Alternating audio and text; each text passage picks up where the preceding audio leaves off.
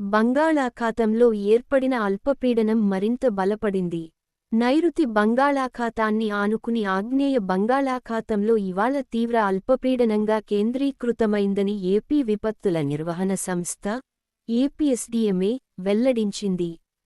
రాగల 24 గంటల్లో ఇది పశ్చిమ వాయవ్య దిశగా పయనిస్తూ శ్రీలంక, తమిళనాడు తీరాలకు చేరువగా వస్తుందని తెలుస్తుంది. ఈ తీవ్ర అల్పపీడనం ప్రభావంతో ఈరోజు అంటే డిసెంబరు 11 నెల్లూరు, అన్నమయ్య, చిత్తూరు, తిరుపతి జిల్లాల్లో కొన్ని చోట్ల తేలికపాటి నుంచి మోస్తరు వర్షాలు పడే అవకాశముందని, ఏలూరు, కృష్ణా, బాపట్ల, ప్రకాశం, పల్నాడు, గుంటూరు, ఎన్టీఆర్ జిల్లాల్లో అక్కడక్కడ తేలికపాటి వర్షాలు కురిసే అవకాశం ఉందని ఏపీఎస్డీఎం డిసెంబరు 12 నెల్లూరు, తిరుపతి, చిత్తూరు, అన్నమయ్య, శ్రీ సత్యసాయి, వైఎస్సార్ జిల్లాల్లో మోస్తరు నుంచి భారీ వర్షాలు పడే అవకాశం ఉందని, ప్రకాశం, పల్నాడు, నంద్యాల, కర్నూలు, బాపట్ల జిల్లాల్లో తేలికపాటి వర్షాలు కురిసే అవకాశం ఉందని ఈ వెదర్ ప్రిసిపిటేషన్ చూస్తే తెలుస్తుంది.